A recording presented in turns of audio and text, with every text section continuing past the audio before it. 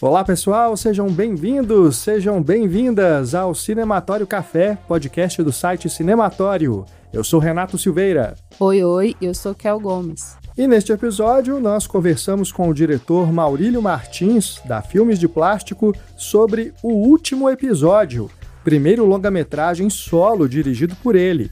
O filme acompanha a jornada de amadurecimento, o famoso Coming of Age, de 3 amigos na periferia de Contagem, em Minas Gerais, no início dos anos 90.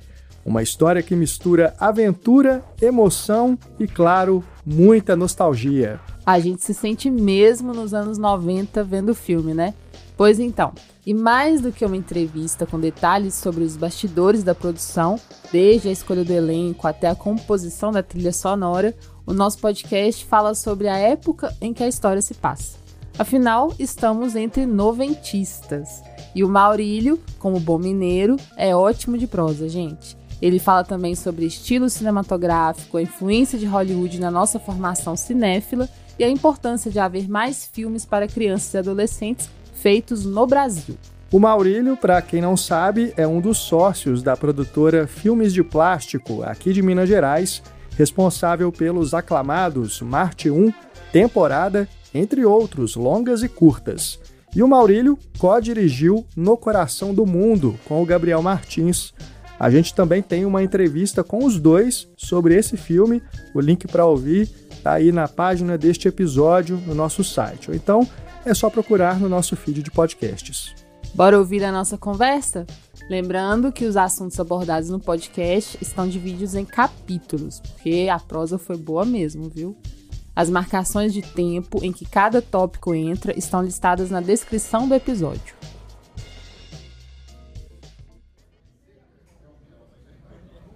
Em primeiro lugar, Maurílio, parabéns pelo filme. Muito obrigado pela oportunidade de conversar com você sobre a realização dele e, claro, vida longa a Filmes de Plástico. Obrigado, Renato. Assim, já falei com vocês outras vezes da admiração, do prazer de sempre, enfim, poder ser entrevistado, ou poder bater papo, ou poder ler as coisas e ouvir e ver as coisas que vocês fazem.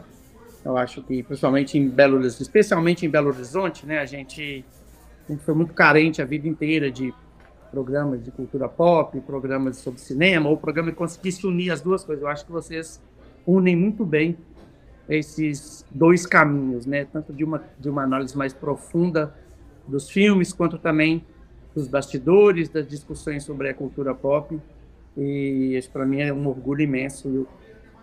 Eu adoro poder externar isso. Ai, que massa, gente. Fico muito feliz mesmo, viu, Maurílio? Muito feliz. Porque, assim, a recíproca é totalmente verdadeira, assim. A gente também tem muito orgulho de falar que vocês são daqui de Minas. E esse filme que é super noventista, então eu vou defender aqui, porque a gente tem até aquele nosso programa, né, que é o De Volta para o Sofá, que a gente fala de filmes dos anos 80 e anos 90, e eu tô sempre falando dos anos 90, porque é a minha praia. Então, assim, eu estou simplesmente apaixonada por esse lindo filme que você entregou pra gente, viu? Gente, obrigada. Bom, e Maurílio, vamos começar pelo básico, né? Essa é a sua estreia como diretor solo de um longa. Sempre foi uma vontade sua que essa experiência acontecesse com esse projeto especificamente? Acaba que sim, quando a gente toma a decisão em 2015 de colocar o filme dentro da cartela do núcleo criativo, né, que a gente tinha naquele momento, do qual o Vicentina, por exemplo, do Gabriel, né, que vai ser lançado no ano que vem, fazia parte. E nessa decisão, numa produtora com 3 diretores, né, quando você escolhe por um projeto, você sabe que não dá para ir tendo vários projetos ao mesmo tempo. A gente tem essa fila, essa organização interna de quais projetos vão sendo produzidos. Então, naquele momento, a gente escolheu e o filme começou, né, por um processo de financiamento, logo a seguir. Só que aí tem uma jornada longa, né, de lá até aqui, porque acaba que veio pandemia, a gente teve que fazer o filme no meio da pandemia, o financiamento por questões, né, governamentais, a gente passou em um período muito obscuro no Brasil em relação à cultura, em relação ao fomento público, E o projeto ele foi sendo, não adiado, mas ele foi sendo empurrado levemente para frente até que a gente conseguisse realizar. Então, de certo modo, eu acho que a escolha Cintiq seria um projeto a ser realizado em breve, lá em 2015, e coincidiu, né, algum tempo depois, que fosse esse o projeto a ser feito logo depois do No Coração do Mundo, né, que a gente rodou em 2016, e ele vai ser rodado 5 anos depois. Por outro lado, é maravilhoso o que tem acontecido com esse filme, principalmente hoje, olhando a reação das pessoas, porque eu acho que virou um filme muito particular, virou um filme muito pessoal. E eu acho que essas estreias, assim como aconteceu com Marte 1, com o Gabito, que também é um filme de estreia solo do Gabito, em que as histórias dele se confundiam com as histórias dos personagens, ele tinha muito de um quê pessoal, eu acho que acabou acontecendo também comigo com o último episódio. Então acho que são boas cartas de apresentação ao mundo desse nosso trabalho solo, depois de ter vindo, né, em conjunto, dirigido o No Coração do Mundo. Massa. E por falar nisso, né, de ser tão pessoal, quando você começou a desenvolver o último episódio, havia alguma lembrança ou uma sensação assim bem específica que te guiava assim a todo momento, onde você queria chegar, como que você queria abordar? Se tinha essa lembrança muito específica, porque o filme é muito sobre memória também, né? Então eu fiquei pensando se esse fio condutor tinha algo ali específico. Eu acho que duas coisas norteiam essa conversa. A primeira, que são as referências, né? A nossa geração, ela é permeada, atravessada, ocupada quase que inteiramente pela cultura americana. É impossível não falar disso, né? A influência que isso teve na nossa geração. E eu acho que a partir do momento que eu me emocionava e me inspirava em filmes como Conta Comigo, ou série como Anos Incríveis, eu acho que tinha um entendimento ali de que, internamente, eu acho que eu sempre me peguei muito emocionado com esses filmes, nessa capacidade de fazer uma reflexão sobre uma época da vida tão conturbada, tão difícil, ao mesmo tempo tão rica, esse misto dessa volúpia de viver com essa inocência infantil, né? O adolescente, ele quer tudo ao mesmo tempo, é agora, e ao mesmo tempo ali, nessa transição da criança para o adolescente, você está tateando as coisas, você ainda não entende como as coisas funcionam direito, né? Esse frio na barriga, que de repente uma pessoa passa a te causar e você fala, meu Deus, o que é isso? De repente você começa a se arrumar melhor para ir para a escola, você começa a ter desejos que não pertenciam ao seu almanaque de emoções, de sentimentos, e por outro lado você querendo viver tudo isso. E eu me comunicava a partir desses sentimentos, eu via similaridade nessas obras. Então, para mim, esse universo, por exemplo, quando eu assisti My Girl a primeira vez, Meu Primeiro Amor, não só a primeira vez, eu mentiria, quando eu assisti todas as vezes Meu Primeiro Amor, de chorar assim, como, sei lá, como talvez eu nunca tivesse chorado na vida, de derreter em lágrimas, de terminar o filme.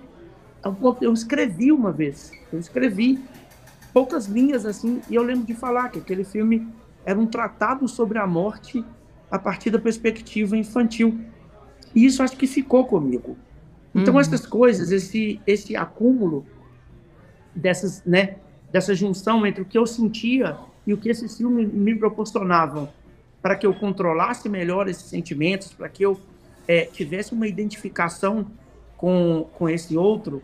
Eu acho que quando veio essa escolha de escrever o último episódio, de contar sobre isso, eu acho que o que eu tinha por trás era esse Maurílio novo, adolescente, se encantando com esses filmes.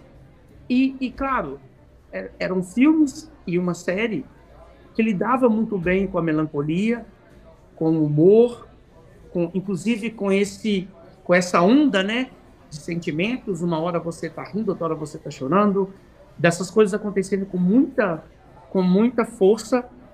E aí não teve como. Quando eu começo a escrever o projeto, né, o Thiago ele entra depois já no longa, mas quando eu começo lá no curto, eu começo sozinho nessa jornada, eu acho que aí vem esse... enfim, aí vem a minha vida, de fato. Primeiro vem o desejo de que essas coisas, né, que eu pudesse fazer um filme e ter o mesmo sentimento que eu tinha enquanto espectador dessas outras obras, e depois eu começo a entender que nesse filme eu queria contar sobre o Maurílio também. E aí, tanto que a primeira versão do roteiro, do longa de 2015 para 2016, eu lembro que nesse grupo, no núcleo, um dos participantes, né, nós éramos 7 pessoas, e um dos participantes, que é o Thiago Ricarte, ele falou um dia, falou, cara, eu acho que você precisa só decidir qual filme você quer fazer. Eu acho que quando você fizer isso, o projeto vai crescer muito. Eu falei, como assim? Ele falou, porque é nítido que quando você lê o roteiro, você quer contar uma história narrativa clássica, mas você também quer contar sobre a sua vida e sobre como você enxergava o mundo e sobre como as coisas impactavam a sua vida. E ele falou, e isso é tão rico quanto. Ele falou, eu acho que você só precisa decidir. E eu não entendia como fazer isso. Então levou tempos. Não foi na filmagem, isso foi depois, na montagem, que eu fui compreendendo que o filme era um somatório dessas minhas referências, um somatório de como eu olhava para essas referências, mas principalmente, talvez era o meu desejo principal de absorver essas referências, triturá-las e colocá-las numa roupagem original, legítima e eu diria, sabe, até singular. Eu não sei se tem paralelo. Isso aqui não é nenhum julgamento de bom, ruim, melhor ou pior. Eu não sei se tem um paralelo com o último episódio nesse sentido, de tantas referências trituradas e colocadas numa certa originalidade de tempo, espaço e de personagens nesse filme. Então, um pouco isso, assim, dessa jornada de querer colocar todas essas coisas, né? Eu concordo com sua fala, eu também sou oitentista, noventista, eu vivo ali o meio a meio das duas. Eu acho que era assim, um desejo de enfiar chocolate surpresa, de enfiar ping-pong, de colocar meus álbuns, de colocar meus pôsteres, de colocar minhas coisas, uma ânsia de colocar isso tudo, ao mesmo tempo tendo o controle de colocar uma narrativa e cativar essas pessoas, que fosse entendível, lidar com esse caldeirão de cultura e colocar isso dentro de um filme. Não é fácil, mas estamos aí. Pois você mencionou o Thiago, né? Thiago Macedo Corrêa, que assina o roteiro com você. O filme, ele obviamente parte muito da sua vivência, da sua relação com seu pai, né? Você já falou isso em algumas outras entrevistas, lá na pré-estreia aqui em BH, se emocionou, né, quando falou dele. Mas eu queria também saber se tem muito do Thiago ali. Como é que foi essa parceria dele no roteiro? E foi incrível. E eu tenho falado isso com mais frequência, porque eu acho que as pessoas podem ter uma sensação, quem está de fora, de que o Ti talvez tenha entrado colaborando em uma coisa específica, que é muito comum nos Estados Unidos, né? Uhum. Qualquer colaboração, o sindicato obriga que a assinatura seja de todos. Mas não. O Ti tem uma contribuição fundamental, porque ele chega... Ele participava, né, ele era um dos consultores, ele era o líder do grupo dentro do núcleo, mas quando ele chega de fato na escrita, ele chega numa situação que, não que eu estivesse em crise, mas eu já não tinha mais forças e energia para levar o filme para um caminho que se fazia necessário.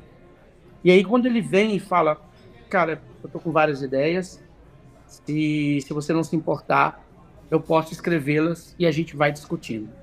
E aí, quando ele chega e ele entrega várias sequências prontas, completamente prontas, assim, redondinhas, encaixadas naquilo que já estava escrito, e me deu um alívio tão grande, porque essa coletividade que a gente fala, né, o tempo inteiro no cinema, mas na hora de lançar o filme, as pessoas vão lá e colocam, né? Um filme e que eu acho de uma covardia atroz, porque cinema é uma arte coletiva. De fato, cinema é uma arte do diretor, ok. O diretor ele fica ali do dia zero ao infinito, porque esse filme fica com ele a vida inteira. Morre e renasce várias vezes, tem crises, odeia, ama. E ok, o cinema é uma arte que precisa desse regente, precisa dessa pessoa condutora. Mas é lindo quando eu posso falar dessa coletividade, porque no caso do Thiago, ele entra e ele traz para o filme um pouco da vivência dele enquanto biografia, ali, né, principalmente no Cassinho. Acho que a música que ele escreve para o Cassinho, aquela letra é do Ti, que o John musica. Aquilo é o Thiago na essência. O Thiago é um fã ardoroso de musical. O Thiago tem um conhecimento profundo sobre musicais. E aí o Thiago faz aquela letra que é precisa, sabe? A letra vai ali, é exatamente o plot do personagem, mas sem que pareça ser um plot. Então isso é muito rico. E as homenagens que ele traz dentro do filme, a sequência final inteira, ele traz ela pronta, aí a gente vai fazendo os ajustes. Então tem uma série de coisas que foi vital.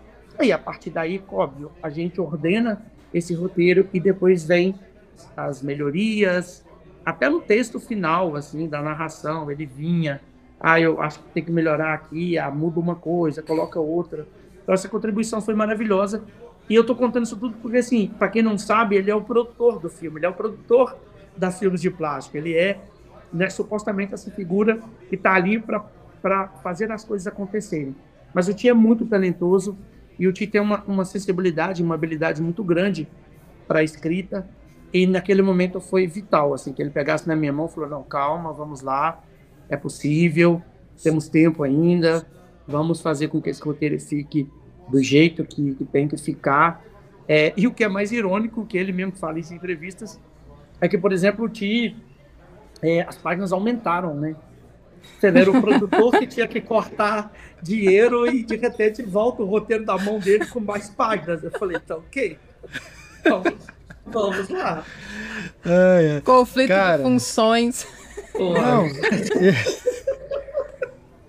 Cara, e até o momento que eu li no material de divulgação que ele tinha escrito a letra da música, eu jurava que aquilo era um sucesso dos anos 80, também, que a gente ouvia na rádio, porque eu falei assim, cara, eu conheço essa música de algum lugar. Exato. Ela traz uma sensação familiar da época. Sim, então foi muito genial mesmo a criação dele, porque além de falar muito bem sobre a personagem, também remete à época de uma forma que nem a gente identificou que era uma música original do filme. A gente achava que era uma música da época, sabe? Foi muito boa essa criação. E aí eu acho que tem que tecer loas a John Ulloa, essa lenda, né? Sim. E a Richard Neves, porque isso foi um presente, assim. Isso aí, acho que é um dos maiores presentes que esse filme ganhou, dentre vários, mas eu acho que é um privilégio muito grande, né? A gente é daqui de BH, a gente é Contagem BH, a gente viveu isso, a gente sabe de perto.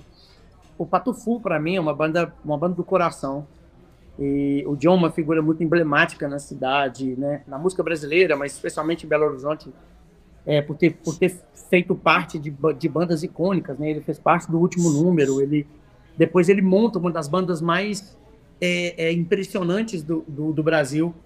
E a generosidade, eu vou falar isso sempre, a generosidade, além da genialidade, como que esses dois, John e Richard, abraçaram o projeto lá atrás. Eles pegaram um corte que era um corte torto, assim, e aí eles assistiram aquilo e vieram ajudando a moldar. Então o processo de lapidação do último episódio, ele se deu também pelas mãos de John e Richard, porque eles iam, à medida que eles iam produzindo essa trilha, The Inside, por exemplo, foi a segunda música que ele enviou. Quando eu ouvi, eu fiquei em choque. Isso tudo que a Cacau tá falando, tudo, exatamente tudo, eu vivi assim, eu falei, cara, é impossível, essa música existe, não tem como. Eu falei, não pode, sabe? Os arranjos, o teclado, a sonoridade, o modo como ele canta. Eu falei, cara, não é possível, isso aqui, essa música foi lançada em março de 1990, sabe? Essa música saiu em março de 1990, tá aí perdido, o John achou essa música e colocou porque não é muito mágico quando isso acontece. Sim. O último episódio é um filme que só tem 2 músicas conhecidas, mesmo assim cantadas em versões diferentes. Exato. E que geralmente, né, tem 2 truques em filmes de época. Todo filme usa muito carro e muita música, porque isso te conecta com o passado, né? A música que você conhece, que está guardada lá no seu coração, na sua memória afetiva, no terceiro acorde dela, você... Meu Deus! Caramba, tá tocando essa música. E aí você conecta, você passa por cima de tudo, igual um trator. E muito carro, né? Carro também passando para lá e para cá. O último episódio abre mão das 2 coisas. A gente tem a ousadia de fazer um filme de época sem música da época. Isso, gente, deu certo hoje. Estamos aqui falando e eu tô soltando foguete por isso, mas é um risco, é muito doido. É um risco. Sim. No dia que eles assumiram, o John e estavam aqui na produtora, John e Richard falaram, cara, eu acho que tem que ser feito só com música original. Mas deu um frio na barriga. E eu falei, tá, né? Aí hoje eu fico vendo, sabe, é tão maravilhoso, porque eu acredito, na coletiva de imprensa, assim, teve jornalista falando, cara, se eu não soubesse, eu ia sair procurando essas músicas, essa música do início. Eu falei, eu ia sair procurando essa música, se ela existiu em algum lugar, de que banda que é, de tanta verdade que traz, né? Então, tem que louvar, sim, eu acho que a gente tem que louvar muito e agradecer muito a entrega, o trabalho. E a cereja se a trilha é a cereja dentro do filme, tem a cereja dentro da trilha, né? Que é Fernando Takai cantando essa versão tão maravilhosa que a gente conheceu na voz da Kátia. E aquilo entra igual uma adaga, assim, aquilo sai cortando corações. É verdade, é verdade. Agora, aproveitando que você falou da participação do John e do Richard, né, na construção da trilha sonora, você passou referências para eles também, né? Por exemplo, para criar não só as músicas, a música da banda, né, do pai do Eric, por exemplo, né, que abre ali os créditos iniciais, que dá remete também, né? Parece uma música das bandas de rock ali da época, né? E eu queria também saber sobre a parte instrumental, né? Porque na cena que os garotos vão lá tentar recuperar a câmera, ali é a música do Mario, né? Quando ele vai lá no castelo do Copa. Não tem como não reconhecer aquilo, né? Aqueles acordes. Marcaram muita gente, né, na infância. Nossa, que massa quando você fala de videogame, porque eu adoro quando as pessoas vão... Vocês viram só uma vez, né? Vão captando as coisas. Porque, por exemplo, ali tem uma escolha deliberada de videogame no sentido de duelo, né? De um lado, os protagonistas, e do outro lado, os oponentes. Então, a câmera, a gente não faz câmera cruzada. A câmera está posicionada, você tem planos, né? Ora, você filma uns de um lado, do lado de cá, ora você filma os outros do lado de cá. Eles nunca se cruzam, nunca, em nenhum momento da cena.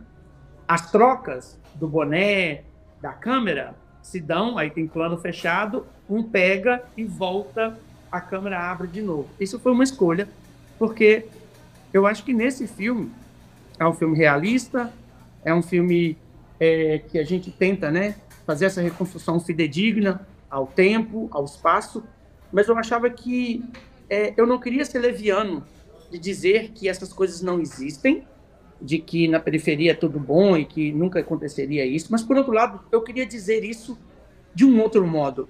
E aí, essa escolha pelo cartoon, pelo videogame, é porque eu pensei, ok, são linguagens universais, são linguagens de reconhecimento, as pessoas vão reconhecer isso muito rápido, quando eles surgirem do beco com aquelas sombras gigantescas, não vão sair do filme, mas aqui caberia, é o que coube, né? Ali caberia experimentar e testar coisas que não fossem as usuais no resto do filme, para que aquela cena ou para que aquele ato, né, de uma suposta violência, né, eles têm armas apontadas para eles, que aquilo soasse leve sem ser leviano. Tá lá, a gente sabe que existe. A gente sente o perigo, inclusive, né? Exatamente. E eu queria que sentisse o perigo, eu queria que sentisse que aquilo é uma jornada arriscada, é um Goonies na periferia, né? Eles vão para um lugar desconhecido, eles vão enfrentar um desconhecido. Eu estou citando o Goonies porque o Goonies faz isso com uma maestria absurda, né? O Goonies coloca aquelas crianças... Imagina, eles enfrentam bandidos e tal. E só que o Zemeckis faz de um jeito tão não, Zemeckis, deu branco. Enfim, daqui a pouco eu lembro o nome do diretor. É o Richard Donner? Eu tava vendo um vídeo... eu vi vídeo dele esses dias recebendo os garotos numa férias, assim, o Spielberg leva. Aí ele fica louco. Que massa. É Richard Donner, né? Que é o mesmo do Superman. E aí, quando no Goonies, né, eles enfrentam aquele perigo e aquilo é colocado... em nenhum momento é tirado a carga realista. Eles continuam sendo bandidos, eles continuam tendo uma carga de perigo, mas a forma como é filmada e a forma como aquilo é colocado, você tem um certo alívio, ainda que você sinta o perigo. E a minha intenção era essa, e eu falava, cara, eu não posso transformar isso numa jornada de perigo exacerbado, porque eu vou levar esse filme para outro lugar, mas ao mesmo tempo eu não posso tirar, eu não posso mentir sobre isso. E aí a escolha da trilha, já tínhamos filmado, né, daquela forma, e aí a escolha da trilha, ela ser cartunesca, mas com elementos brasileiros, né? Então você tem cuíca, você tem instrumentos que te remetem a uma certa brasilidade, instrumentos muito característicos da nossa música mais popular, e os instrumentos, assim como no videogame e no cartoon, eles conversam em cena, né? Eles não são só um pano de fundo como guia de sentimentos. Eles são guias, inclusive, de barulhos. Eles funcionam quase como uma sonoplastia. E você fica... Eu acho assim, o pandeiro batendo enquanto eles estão conversando. Então tem uma escolha ali deliberada. E é muito bom quando você fala isso de videogame, do Mario e tal, porque ao mesmo tempo é uma trilha simples, né? De fácil identificação. Não tem pianos, não tem instrumentos gigantescos, né? Ela tá ali contida para dar a informação necessária, né? E os 8 bits, os 16 bits faziam isso muito bem, né? Naquele período. Não podia ter muita coisa, tinha o suficiente, com aquele suficiente você, né, embarcava, você sabia os perigos, sabia tudo. Então, nesse aspecto, obrigado por terem tocado sobre isso, que é muito massa poder falar dessa cena específica, porque ela foi pensada exatamente no modelo de tela, foi pensada para que tivesse essa conotação, e eu acho que funciona, né? Pela reação das pessoas no cinema, eu acho que funcionou muito bem. Não, com certeza. Além de ser total protagonismo feminino. Gente, ela tá muito maravilhosa nessa. Ela tá maravilhosa em todas as sequências, assim. Eu acho que é um grande destaque do filme. E eu fico pensando, né, a gente falando das referências dos filmes coming of age, hollywoodianos e tal, e como que esses filmes sempre eram muito focados em grupos de meninos, né, em sua maioria. E assim, eu como menina, eu vi os filmes e conseguia me identificar exatamente pelas questões universais e tal, e porque esse deslocamento era necessário, sempre foi necessário para uma cinéfila mulher fazer esse deslocamento. E aí você vem com essa personagem que tá ali no trio principal e que é maravilhosamente interpretada pela Tatiana Costa, maravilhosa.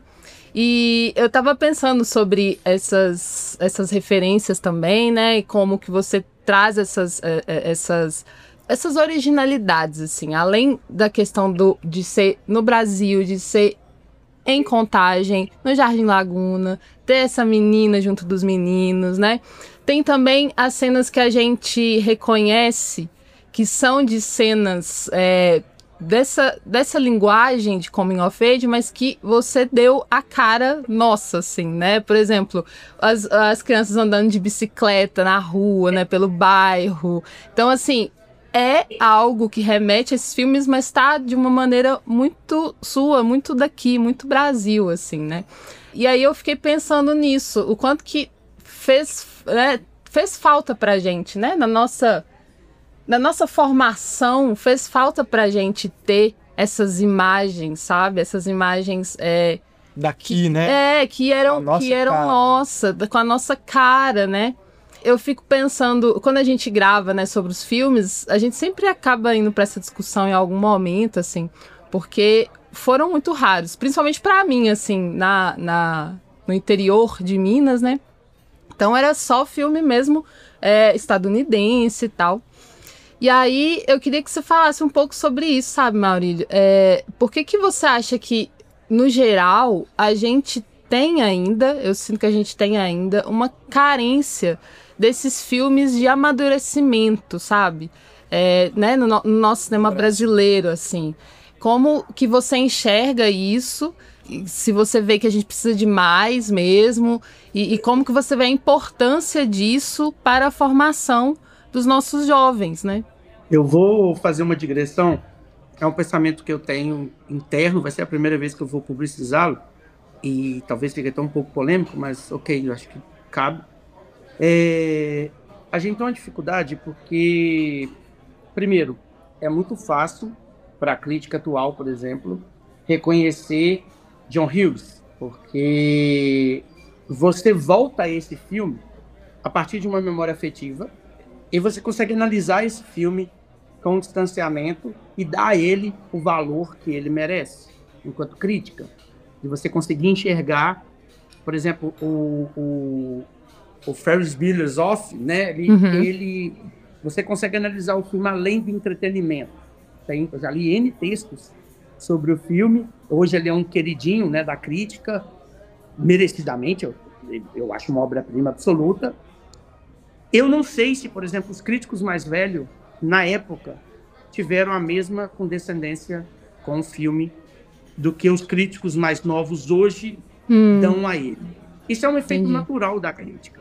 Isso é um efeito natural. Sim. Não é à toa que surge os jovens turcos falando de Hitchcock e revolucionando a crítica, e num Hitchcock que era tratado com desdém pela crítica da época. Então, eles pegam 20 anos antes, trazem o Hitchcock para aquele momento, ressignificam o Hitchcock vira o grande ícone.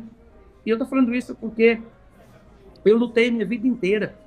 Por exemplo, eu lembro quando eu discutia e falava que o Salto e o Banco dos Trapalhões era um filme que merecia estar sob a luz da crítica, porque ele era um filme brilhante. O J.B. Tanco tinha conseguido uma coisa que era absurda, que era dar volume, intensidade, drama, numa história que poderia ser qualquer uma, né? Poderia ser boba. Eu acho que Só que o Banco dos Trapalhões é uma obra-prima. E aí eu lembro de quando eu vi o Kleber em Tiradentes com a camisa. E eu lembro que na faculdade, quando eu defendi o filme, já tinha sido uma coisa meio polêmica. Quando eu vi o Kleber, eu tive uma longa conversa com ele, falando sobre isso. E desde esse momento eu comecei a entender que a crítica também, a gente, por mais que você queira, a gente é muito influenciado por uma série de outros valores, né? É difícil você validar algo sozinho. E aí chega nos festivais. Os festivais têm muita dificuldade de entender esses filmes enquanto filmes que são fomentadores de discussão, que são filmes que tratam, né, que olham para a realidade de um jeito distinto e que são filmes que provocam e suscitam discussões mais profundas, né, que são filmes que têm um pensamento autoral na execução. Todo esse debate que está atrelado ao filme autoral, ele é completamente descartado. E, por exemplo, os festivais não quiseram bancar o último episódio.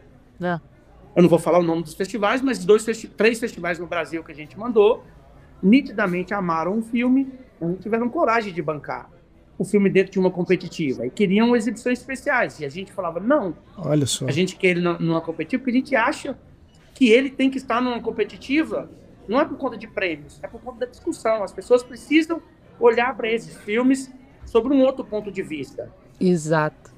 E isso parte muito porque é difícil. Quem vai ser o primeiro?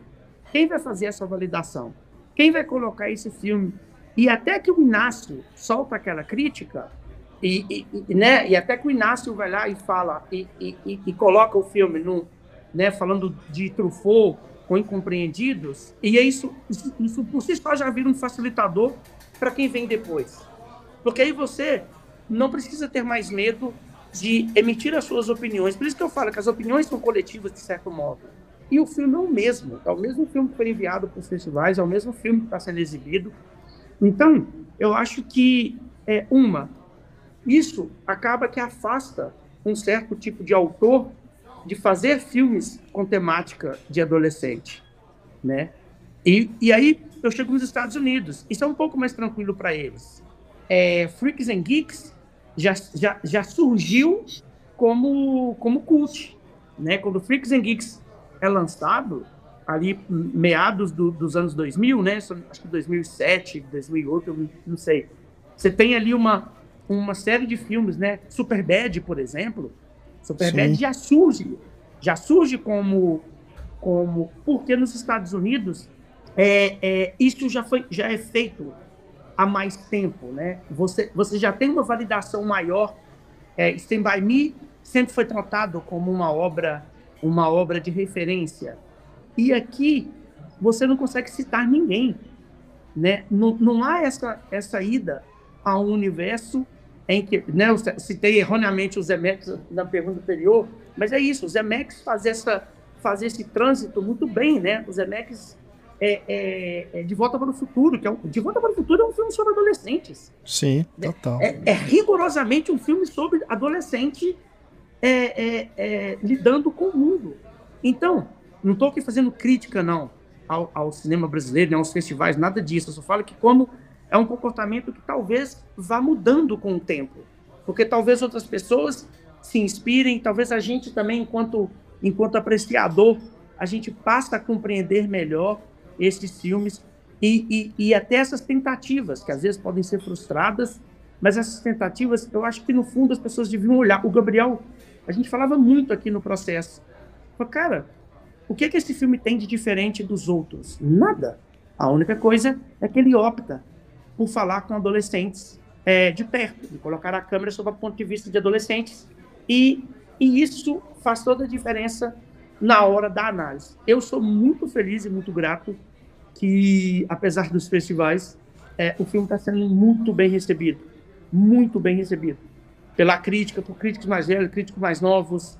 Está sendo muito bem recebido pelo público, de um modo que está até me surpreendendo. Assim, cada coisa que eu leio, eu falo, caramba, velho, que loucura. Tipo, não imaginava que as pessoas conseguiriam ver a profundidade disso.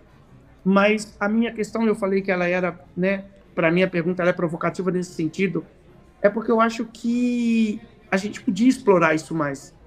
A gente valida a Pixar, sabe? Uhum. Por que a Pixar... Por que a Pixar pra gente funciona tão bem e a gente consegue encarar a Pixar assim? Eu nunca vi ninguém falar, nossa, você tá indo ver um filme da Pixar? Ao contrário, eles falam, você já viu? Pô, que foda, eu não fui ver ainda. Assim, as pessoas comentam. Não é demérito elogiar qualquer filme da Pixar e colocá-lo num patamar de obra a ser debatida, a ser refletida, porque eles, né, estão ali há tempos. Não estou aqui colocando lá nenhum juízo de valor, se não foi melhor, pior. E também não estou querendo me colocar no patamar de John Hughes, de Zemeckis, nada disso. Pelo amor de Deus, não há nenhuma tentativa. Eu fiz o meu filme é meu filme, eu sou eu.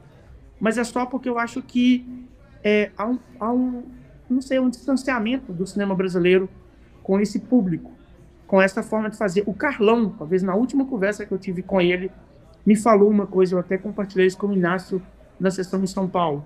O Carlão falou, Maurílio, as pessoas precisam fazer, o cinema brasileiro precisa fazer mais filme infantil de qualidade. As pessoas precisamos educar melhor as crianças com filmes brasileiros. Chega de ficar só consumindo coisas dos Estados Unidos, a gente precisa. Ele falou, você vai no cinema, só tem filmes brasileiros, só tem filmes dos Estados Unidos, a gente precisa educar melhor. Né? É só ver quanto tempo que levou para a Mônica virar live action, né? Exato. Nossa, cara. Isso é surpreendente, isso é surpreendente. Então, assim, para mim é uma questão que vai levar muito tempo ainda, mas que bom. Tomara que o último episódio seja um filme até para levantar discussões e para provocar as pessoas e que elas possam, sabe, tomar consciência de que é possível fazer cinema de qualidade, de autoria, com profundidade, em qualquer gênero. Em qualquer gênero. Sabe, a gente precisa parar com essa bobagem de achar que musical é menor, achar de que filme com adolescente é menor, que o filme tem que ser o drama latente ali. Se não tiver aquele drama latente, se não for com longos planos de silêncio, se não for desse jeito, não é cinema, sabe? Pô, passamos disso já. Eu acho que essa fase a gente já deu para superar, né? Sim, sim. Você citou o Carlão Reichenbach, né? Saudoso Carlão, Inácio Araújo, né? Grandes referências aí. E quando você falou do Kleber em Tiradentes, é o Kleber Eduardo? O Kleber Mendonça. O Kleber Mendonça. É o Kleber Mendonça. Eu fiquei na dúvida. Andava... Sabe que eu pensei no Kleber Mendonça e poderia ser o Kleber Eduardo. O Kleber, eu já vi ele mais de uma vez com essa camisa maravilhosa, com a capa do Saltimbancos Trapalhões. Ele é um fã ardoroso do filme. E eu maravilhoso. Legal. Bom, e falando de diretores, né? A gente já citou vários aqui.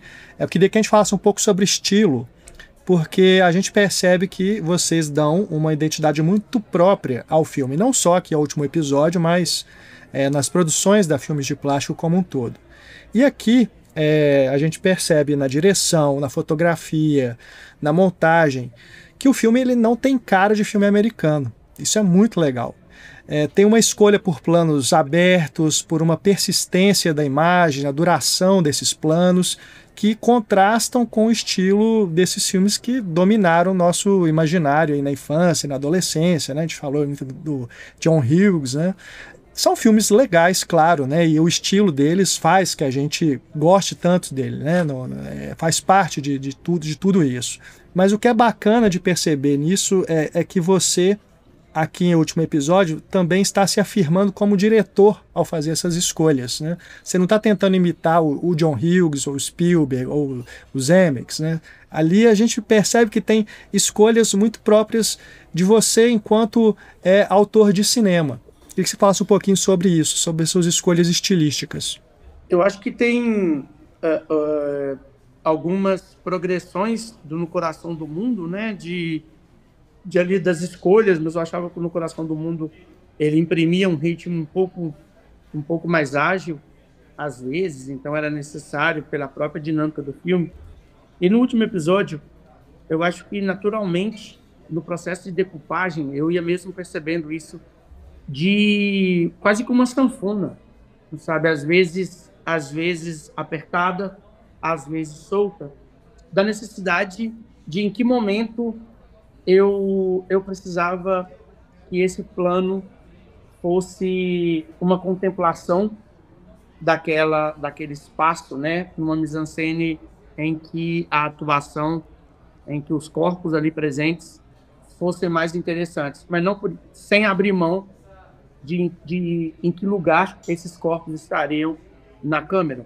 Então, especialmente, por exemplo, nas cenas, eu acho que as pessoas, quando forem assistindo mais de uma vez, vão ir percebendo, os planos do Eric com a mãe, eles são sem cortes, né? Isso foi uma opção, né? Há uma deliberação de uma marcação de espaço. Então, é difícil? Porque aí você tem que manter aquela promessa até o final, mesmo nos planos mais difíceis. Então, o plano na cozinha, que ele está em pé, conversando com a mãe dele, no plano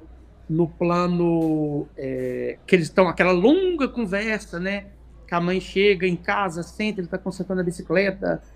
E por outro lado, eu queria que não parecesse que fosse exercício e nem demonstração de estilo.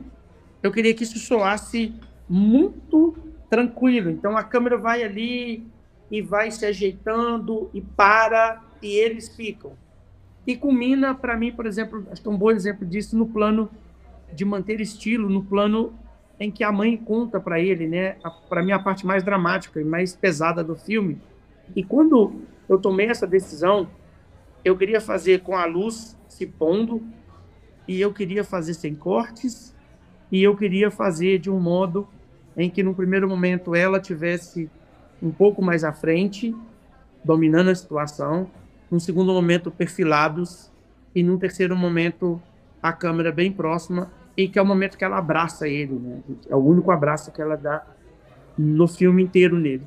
Então, essas escolhas, né, estilísticas, e que, quando elas estão em contraponto, você olha ali para o filme como um todo, né, o ritmo do filme e o contraponto, eu hoje acho que funciona e me dá essa sensação de ondas que eu falei no início, sabe? E aí, hora o filme ele vai descendo, e aí ele fica mais dilatado, e aí tem hora que ele acelera, dilata, acelera, E eu acho que isso é um estilo meu, já estava presente no 15, já estava presente no Constelações, só que são exemplos mais curtos, isso fica mais difícil de ver.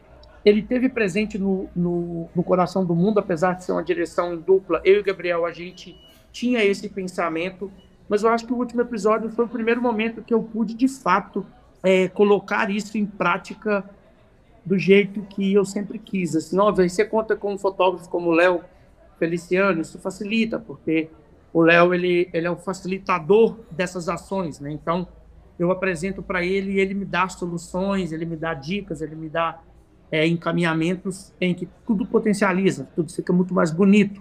Então, vários momentos isso aconteceu, mas eu acho que esse exercício e vem num somatório, né? A escolha de fazer em scope todos os meus filmes, né? De explorar o canto do plano, né? De colocar, do scope não ser só uma escolha estética, mas ser uma escolha de linguagem que funciona, né? A mise-en-scène, que os personagens se deslocam dentro desse formato. E aí eu acho que essas coisas é muito gostoso, porque hoje, em paz, né? Porque agora eu posso assistir o filme em paz, não tem nada para mexer mais.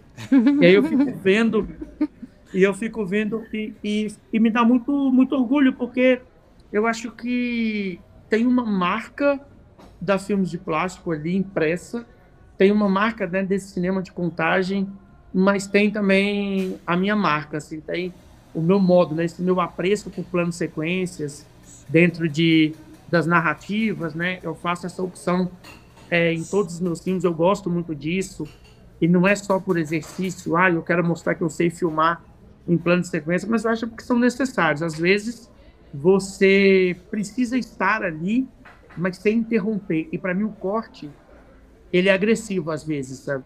E o corte, e quando ele é agressivo, ele me tira. E aí eu prefiro, nesses momentos em que eu acho que um corte pode agredir muito a cena, ou pode ser muito manipulador, eu prefiro a crueza.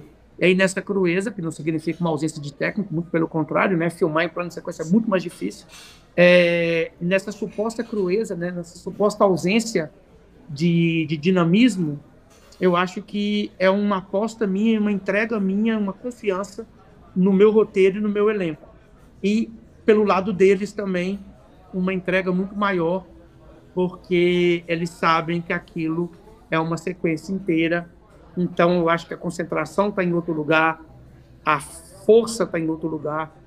E isso tem funcionado, sabe? Isso tem funcionado em todos os filmes, mas eu acho que no último episódio isso saltou mais aos olhos, né? Até porque eu lidei com pessoas que estavam fazendo o primeiro trabalho, né? A Cristiane e o Cassinho, os atores ali que estavam nos seus primeiros trabalhos. E funcionou. Eu acho que de estilo é um pouco isso. Assim, eu não saberia fazer uma análise mais aprofundada, porque acho que vocês vão fazer muito melhor do que eu. Mas da minha parte, eu acho que é um somatório de referências de diretores que eu amo, e aí eu pego isso e tento encaixar naquilo que me encanta e que conversa mais internamente, assim. Maravilha. Não, e dá pra gente, isso tudo que você falou, assim, e aí eu fico repassando o filme na minha cabeça, sabe? Porque é isso, é um estilo que tá funcionando junto do filme mesmo, assim, para o filme mesmo, para o que ele tá mostrando, para o que ele tá contando. Eu pensei muito que esse ritmo é um ritmo que respeita a lembrança, sabe? É um ritmo que respeita as sensações, igual você tá falando, né? Que essas sensações, elas oscilam, vão de um lado a outro e tal. É um ritmo que respeita aquele contexto, aquele espaço, aquelas personagens, assim. Então, é um estilo, mas é também um estilo que se adequa muito bem à linguagem, né, ao que você está querendo contar. E aí você estava falando do elenco, então assim, uma coisa interessante é que o Matheus lembra muito você, muito. Eu saí com essa sensação, e aí quando eu encontrei com Adilson Marcelino, nosso amigo, crítico de cinema, pesquisador maravilhoso aqui de Belo Horizonte. Ator da Filmes de Plástico. Ator da Filmes de Plástico. Então, ele também comentou a mesma coisa, que ele estava impressionado com a semelhança do Matheus o Matheus Sampaio, que faz o Eric, com você. Então, eu queria saber de você se essa semelhança, né, com os seus respectivos da vida real foi algo que você tentou buscar, pelo menos para, né, a personagem que te representa ali, que é o seu alter ego, assim, digamos, ou se não, isso foi de alguma forma também parte da magia da coisa, né? E, no fim das contas, o que foi mais determinante, assim, para a escolha do Matheus Sampaio, porque também é outro grande acerto? Isso, eu acho que foi a pergunta que eu mais recebi agora nos últimos dias. Tá vendo? Amigos de infância. Eu tenho uma amiga que o pai dela era um fotógrafo, né? Boa parte daquelas fotos que estão no filme, o pai dela que tirou, ele era o único fotógrafo do bairro. E ela estudou comigo, né, por muitos anos. E ela ficou impressionada com a semelhança de jeito, do modo de olhar, enfim, o cabelo. Mas na escolha, a caracterização depois acho que passou pelas minhas fotos. Mas na escolha foi muito inconsciente, mas muito, muito, muito, muito. Ele chegou para mim sem que eu quisesse. A gente tinha deliberado que não trabalharia com atores de fora, eu tinha muito medo do sotaque. A gente estava filmando na pandemia, trazer uma pessoa de fora aumentava o problema. E eu queria que esse menino tocasse guitarra. Eu queria que todos eles fossem músicos mesmo. Eu não queria que ninguém dublasse. E aí o Matheus chegou, o Matheus Dias, que me ajudou a fazer o casting, ele chegou por conta de um amigo em comum nosso com o Matheus, que havia trabalhado com o Matheus numa novela, na Record. Ele chegou pediu, né, um vídeo para esse menino e falou que queria me mostrar. E quando ele falou que era de São Paulo e que tocava violão muito bem, mas não tocava guitarra, teria que aprender, e tinha sotaque do interior de São Paulo, eu falei, Matheus, eu não quero nem ver esse vídeo, assim, por favor. Não... Falei, cara, não faz o menor sentido, isso vai dar trabalho. Falei, não, vamos procurar outro e tal. Mas ele insistiu e eu caí na besteira de ver o vídeo. E aí, quando eu vi, isso é muito doido, gente. O cinema é que as pessoas não têm coragem de contar. Esse cinema também é um golpe de sorte um atrás do outro, sabe? Porque tem coisas que não são explicáveis, tem coisas que, tipo, por que os 4 Beatles nasceram em Liverpool? Por que eles estudavam na mesma escola? Ninguém explica. Sim. Tem coisa que não tem explicação, assim. Do universo mesmo, enfim, se alguém tiver crença, das crenças, sabe? Não tem muita explicação. Porque quando eu olhei o vídeo dele, e não só, né, eu achava, assim, que me lembrava em algumas coisas, mas mais do que isso, ele estava com um cabelo assim, muito parecido com o Kevin Arnold, no dia que ele fez E aí eu olhei e falei, cara, esse menino, ele tá perdido no tempo. Ele não é um menino de agora. Mas é verdade. Adorei isso. Eu falei, esse menino não pertence ao tempo de agora. Ele não me parece um menino que eu vou ter que tirar o iPhone dele. É como se o Matheus, sei lá, tivesse mesmo ali parado, sabe? Esperando um papel de época.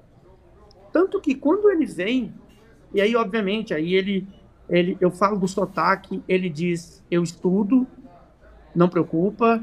Eu falo, você tem que tocar guitarra, ele falou, estudo também, não preocupa. Ele queria muito o papel, muito. Massa. Muito determinado, muito disciplinado. Ele é um ator de método, assim. É impressionante, ele era uma criança, ele tinha 13 anos quando eu conversei com ele a primeira vez. E aí, quando ele veio para Belo Horizonte, quando ele veio, né, para Contagem e tal, chegou, faltava poucos dias para a gente começar a filmar, ele foi fazer as aulas, a aula de sotaque e tal, e aí as meninas usaram a minha foto para caracterização.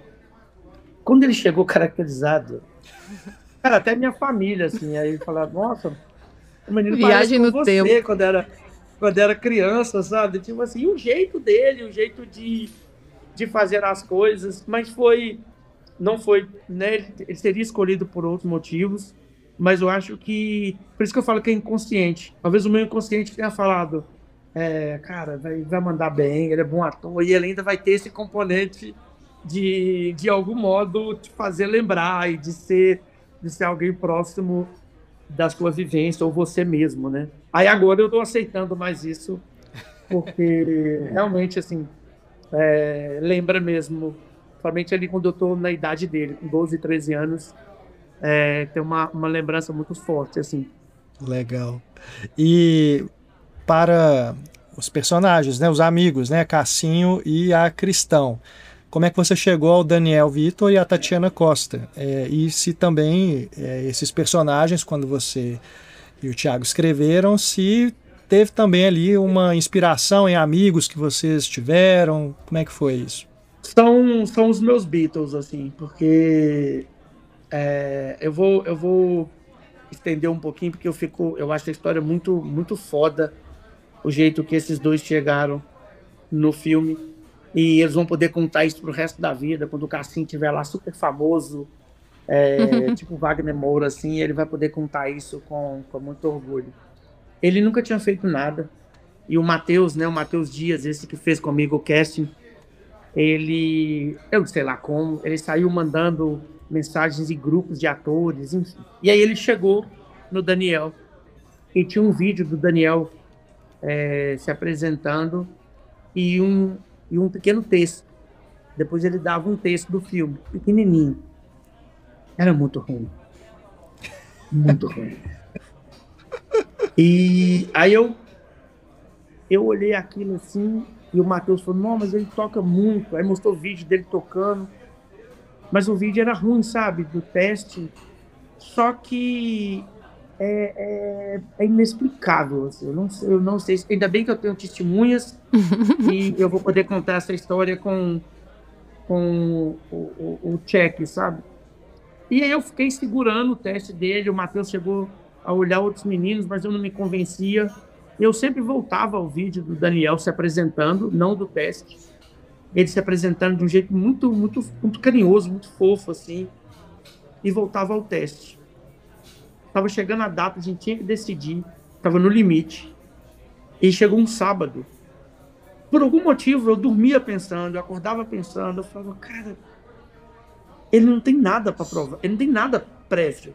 Então, eu não sei onde ele pode chegar. Eu não sei o que ele fez. Ele não fez nada. Não tem pra onde correr. E o teste não é bom. Mas aí, o outro lado, eu falava comigo assim, mas ele tem alguma coisa que eu não sei explicar. E tá ali, e eu preciso confiar. Eu falei, mas eu preciso de um validador. Eu não posso assumir essa bronca sozinho. E aí perguntei ao Thiago se eu podia ir na casa dele.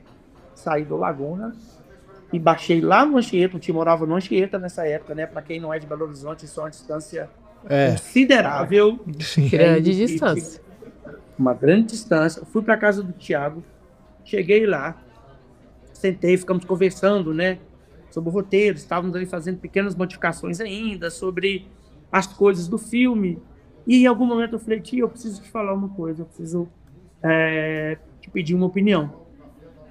E obviamente, né, o tio abriu o coração e falou, tá, fica lá, como produtor e como, né, esse irmão que eu tenho.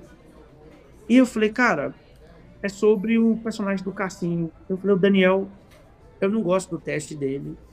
Ele não tem outro teste para mandar.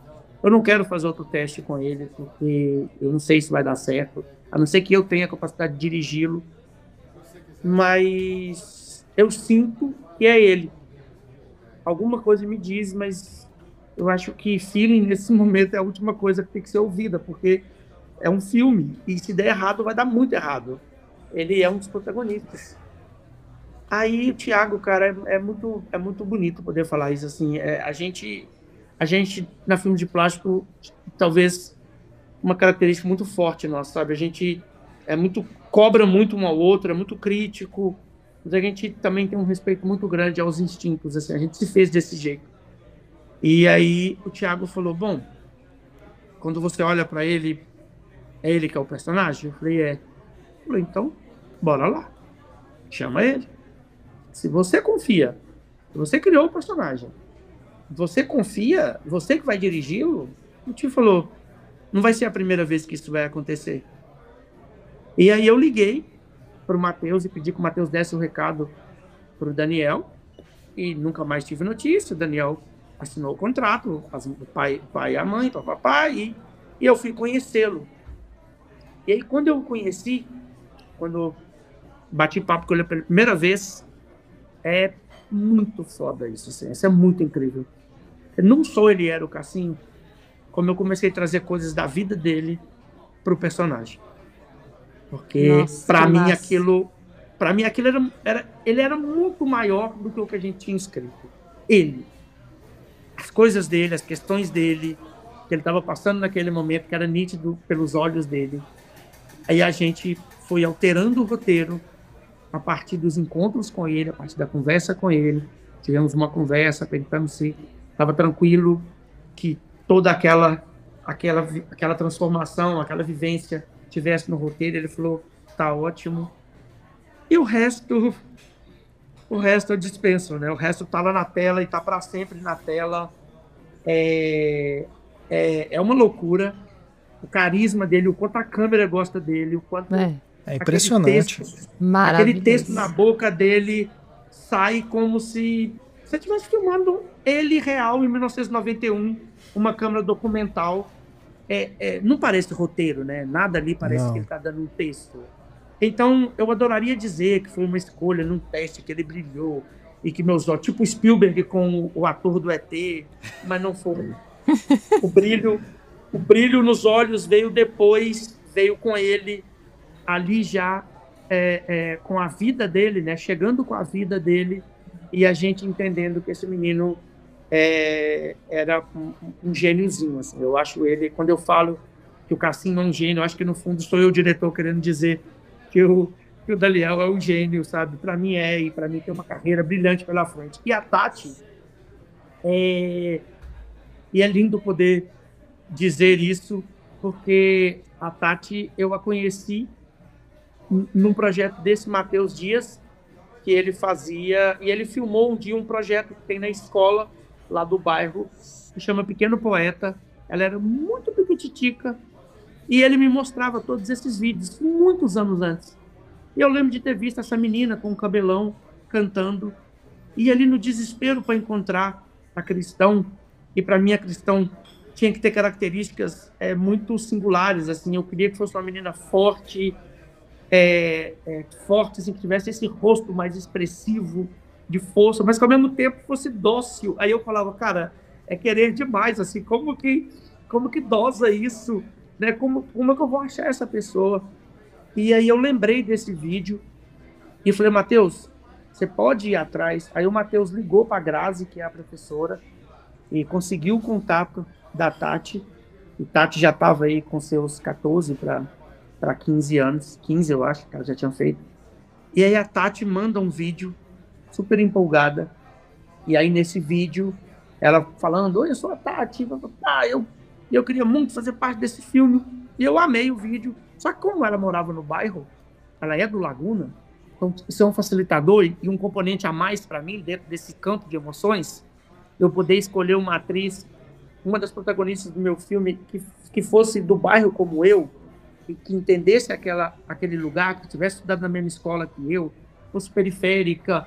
E aí ela foi na minha casa, no Laguna, sentou assim, a mãe dela e o padrasto dela, e aí ela contando para mim coisas, de repente ela começa a falar do pai, e até então eu achava que aquele homem que estava ali era o pai. Aí ela explica que ele é o padrasto, começa a falar do pai que tinha morrido, e que o sonho do pai era ser artista, e que o pai morreu quando ela tinha 11 anos de idade, e que o pai gravava músicas, compunha, cantava em bares, e que o que uniu ela com o pai a vida inteira era exatamente o desejo de comunicar com o mundo através da arte.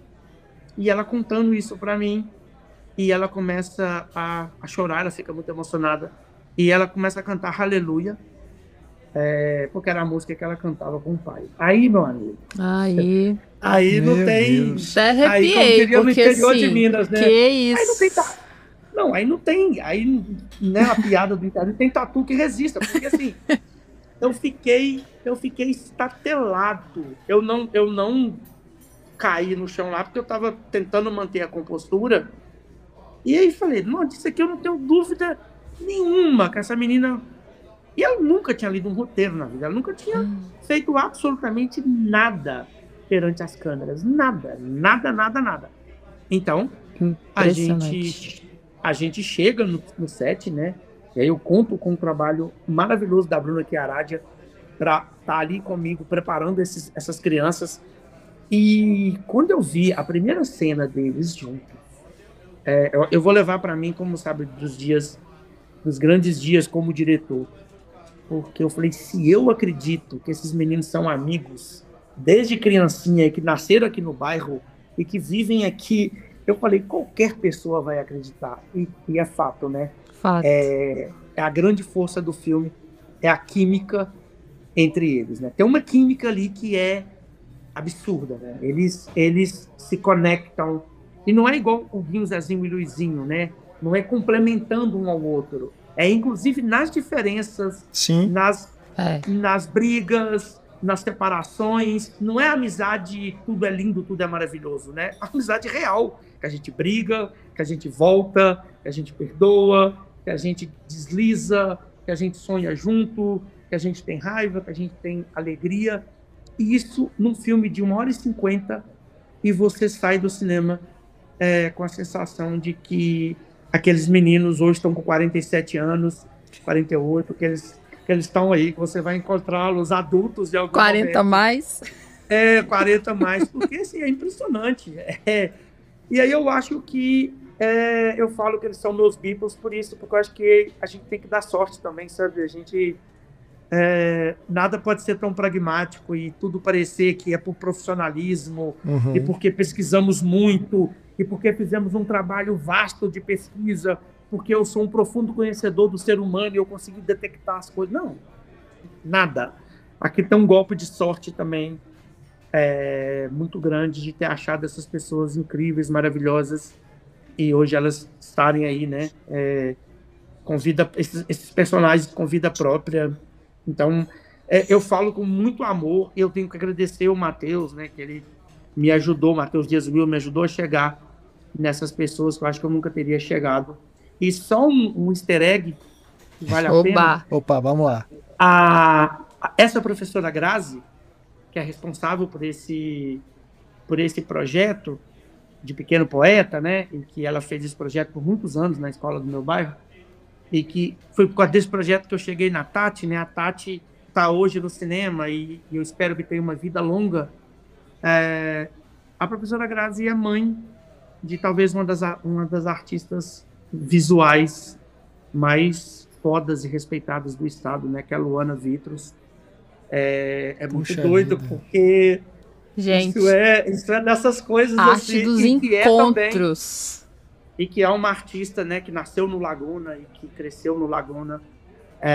Então vale esse easter egg de que, sabe, foi através desse projeto, e aí como que esse projeto, de certo modo, né, a Grazi criou uma filha para o mundo, uma artista foda, e o projeto dela revelou uma menina que eu espero também que tenha uma carreira e uma vida longa nas artes, tal e qual a filha dela. Então, obrigado, professora Grazi, por ser alguém tão generosa, né? Uma pessoa tão... E ela estava na sessão, ela foi assistir a sessão que vocês assistiram, estava lá emocionadíssima também.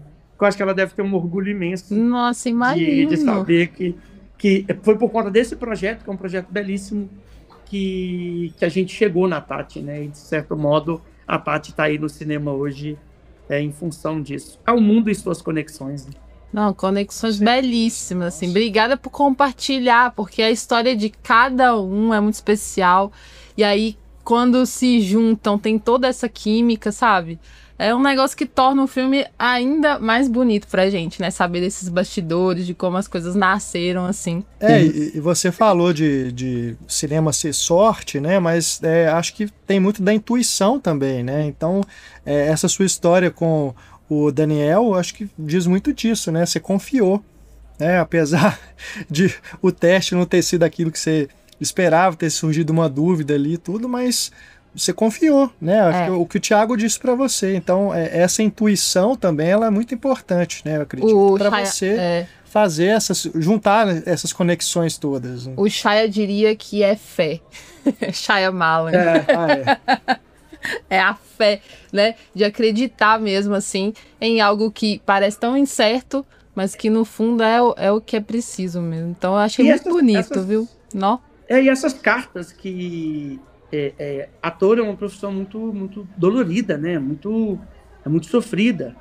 E essas cartas que eles lançam para o mundo, né? Com esses vídeos, a Camila Morena, ela fez uns vídeos na época da pandemia com aquele auxílio da Lei Paulo Gustavo. E os vídeos, uma série de vídeos pequenininhos, que chama Teste de Elenco. E era ela contando as agruras e as negativas dela nunca ter sido aprovada num projeto de filme. E ela ia contando nesses vídeos sobre esse processo. Esses vídeos tinham 100 visualizações, 30 visualizações, 40 visualizações. E não me pergunte como. Eu vi um vídeo desse. Eu vi um vídeo e ela estava tão boa no vídeo. Tão boa, tão boa. E eu olhei e falei assim, gente, mas por que ninguém chamou essa mulher? Ela é incrível. Eu falei, ué, mas que coisa estranha. E aí eu fiquei assistindo, uma sequência de vídeos, eu assisti todos. E ela conta toda a trajetória de negativas de um modo muito bem-humorado, de um modo muito leve. E aí eu, de novo, fui no Thiago. E aí tô lá contando outras coisas pro Ti. E falei com ele, olha, antes de eu ir embora, eu quero te falar uma coisa da atriz. Ela, eu também tenho que te falar. E aí tratamos todas as outras coisas. E aí, no final, ele falou, antes que eu esqueça, eu vou te falar uma coisa da atriz, porque a Luna falou que tem uma amiga dela que a Luna acha que tem tudo a ver com o papel, e é uma atriz aqui de Belo Horizonte, que está procurando um grande papel da vida, e não sei o quê, papapá. E eu falei com ele, eu também encontrei uma atriz que eu vi um vídeo dela, e eu gostei muito dela e tal, eu queria ver, era a mesma pessoa. Incrível, né? Aí eu falei, bom, então é ela, né? Não temos nenhuma dúvida. E aí eu falei, bom, não vou fazer teste. Ela tá lá, um teste de elenco, eu não vou. Ela faz um vídeo que chama Teste de Elenco, em que ela é reprovada em todos. Eu não vou fazer um teste com ela, eu vou convidá-la. E aí eu pego o telefone, mando uma mensagem para ela, falo, você tá em BH? Consigo o telefone dela. Eu falei, não, tô em Brasília. Então eu falei, você consegue conversar comigo? E ela falou, consigo, aí. Tal hora ela foi conversar. E aí eu falei, não, porque eu queria te convidar para atuar no meu filme. Aí ela contou que ela levou. Porque assim, ela não passou pelo teste, né? Todo o trauma dela com o teste, e ela que sentou assim e falou, cara, será que é uma pegadinha? Será que ele tá me zoando e tal? E aí eu falei, não, eu tô te chamando pra fazer a personagem e tal. E claro, tá aí também, né? E ela se parece, de algum modo, com o Matheus, então eu gosto de olhar para os dois e falar, cara, eles se parecem, não é aquelas mães deslocadas e tal. Mas é isso, é tão bonito poder falar, porque é instinto, é também essa paixão que a gente tem por atuar, pelo que os atores fazem, por essa entrega, sabe? As coisas também acho que vão... Eu ainda vibro muito com os filmes, e eu espero poder seguir vibrando. Vai além de um trabalho, sabe? Para mim ainda tem outros componentes, assim. Eu me emociono, eu abracei a Camila depois do filme, falei, tá vendo? Valeu a espera. E ela muito feliz, assim, muito feliz, porque, poxa, agora é um papel que ela pode chegar e apresentar em qualquer lugar, sabe?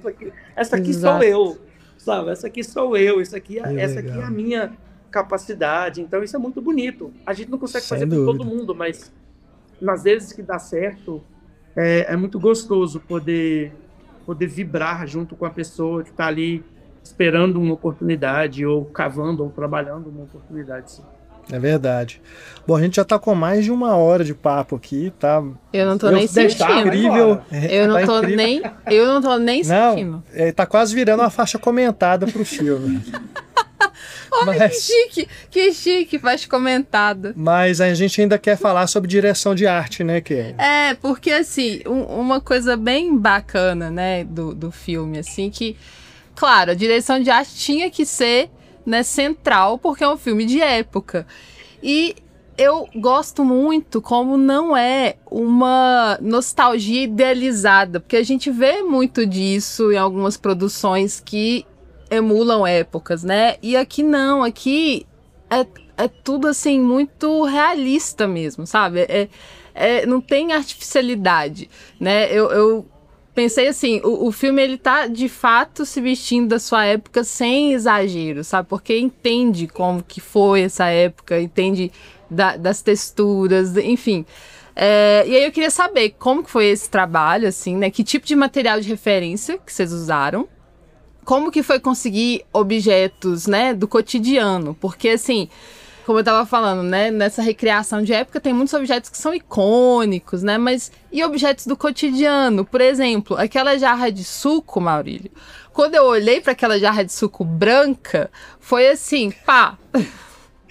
Sabe, a memória desbloqueada, porque eu tinha aquela jarra de suco na minha casa. Ainda, né? Pois é, e eu lembro que ela era grande, cabia bastante suco. E quando eu chamava meus amigos para ver filme comigo na minha casa, foi uma das primeiras experiências que eu tive, assim, como uma pessoa que estava programando filmes. Era essa jarra que tava lá com a gente, sabe? Aí quando eu vi, porque tá logo no início do filme, né? Que é quando começa, assim, né? Da cena dele pra receber a menina. Eu falei, caraca, é sobre isso, sabe?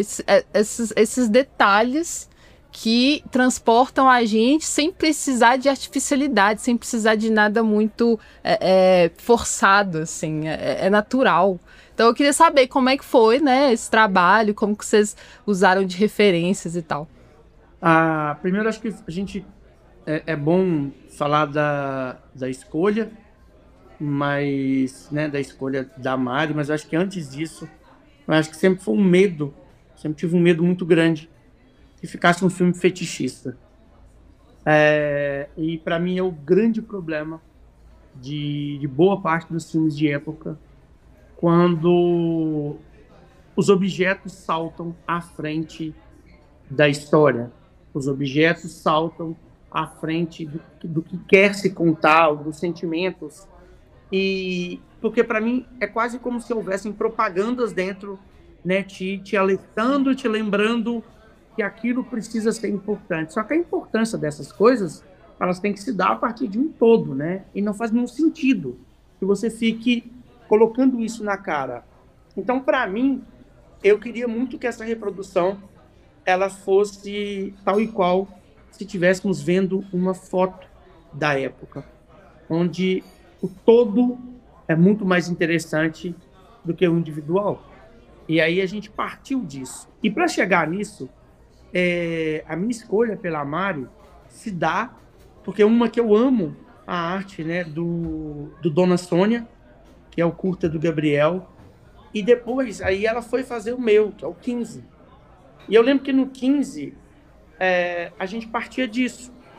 Eu queria uma doçura naquelas casas, mas eu não queria que aquelas casas perdessem em nenhum momento o aspecto dela de casas periféricas. E como dosar isso, né? Então no 15 a gente tinha discussões longas, sem grana, né?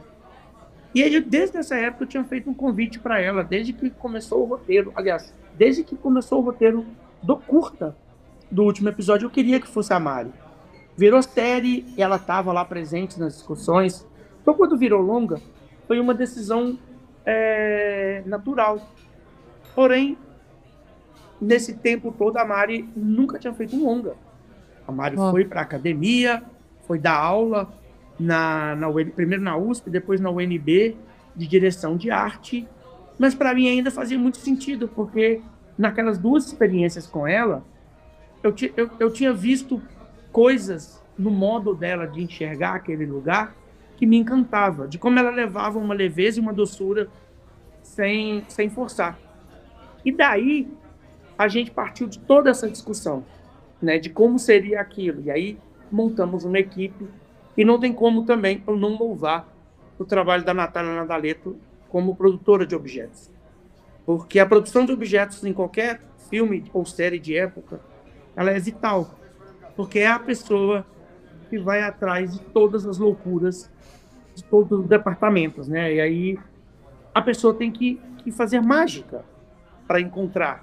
porque é uma placa, é uma coisa, é uma outra ali, é uma bicicleta, é um disco. Mas isso são os objetos que saltam aos olhos. E tem todos os outros que ninguém... Porque você vê um menino sentado numa cama, parece que aquela cama está ali, sempre existiu. Você vê lá abrindo o guarda-roupa, parece que aquele guarda-roupa sempre existiu. Parece que aquelas coisas... Então, assim, a equipe de arte, ela tem que ser brilhante, pegar uma casa do zero, porque uma casa de época você tem que montar do zero, e ela tem que parecer crível, ao ponto de nada chamar a atenção. Então, o óleo violeta, que está lá no canto, ele tem que parecer um óleo em uso. Você não pode olhar muito para ele, mas ele tem que preencher a sua vista o suficiente para que você saiba que não existe mais óleo daquele jeito, não tem mais lata de óleo. Então, é um equilíbrio. É um equilíbrio. É uma linha tênue entre eu preciso fazer, mas como eu vou fazer? Eu vou gastar uma energia, designers, um monte de gente para fazer isso, mas isso tem que passar despercebido. Isso tem que ficar gravado na sua retina de outro modo. Então, isso para mim é o brilhante da direção de arte no filme, e talvez está sendo a coisa mais, depois da química do elenco, é a segunda coisa mais elogiada, porque é uma direção de arte que ela é onipresente, né? O filme é muito, mas ela não é uma direção vintage. Você parece estar vendo um filme de 1991, e não um filme que se passa em 1991. Ao mesmo tempo, exceto pelos gatilhos emocionais, de um é o chocolate, do outro é a jarra, do outro é alguma coisa, não tem nenhum objeto que fica sendo, sabe, saltando, igual um pop-up, assim, pum, nossa, esse objeto de novo, caramba, pô, quer mostrar isso de novo, já vi isso uma vez, mas de novo esse objeto, não tem. Você passa o filme, nem o Walkman dele. Até o Walkman dele fica ali meio discreto, não tem nada visto de primeiro plano, porque não era essa a intenção. Ao mesmo tempo, e eu acho que isso deixa o trabalho delas ainda mais brilhante, sabe? Então, assim, eu comecei falando sobre cinema ser coletivo, e cinema, eu tenho que agradecer a equipe de arte, e não é um agradecimento da boca para fora, formal, eu quero agradecer a minha equipe, não. E elas fizeram aquilo ali com dinheiro de 2 coxinhas e um refrigerante, sabe? Gente, a gente ri, mas isso é um problema, né? Nossa. E não tô aqui, exato. Bom, e o Ti sempre fala isso. Não tô aqui, gente, não tô aqui falando, elogiando que tem que fazer as coisas com pouco dinheiro, não. Pelo amor de Deus, tem que ter dinheiro, e ninguém tem que sacrificar, ninguém tem que ficar sofrendo para fazer as coisas. Só estou dizendo que talvez algumas limitações fizeram, e as meninas querendo que aquilo ficasse foda, brilhante, algumas limitações fizeram com que elas pensassem em soluções alternativas, procurassem outros caminhos, e isso dá ao filme ainda uma veracidade maior. Mas tem um trabalho que eu ficaria um dia citando. Pô, a cerveja que o Zena pega correndo é uma Malte 90, que elas criaram o rótulo.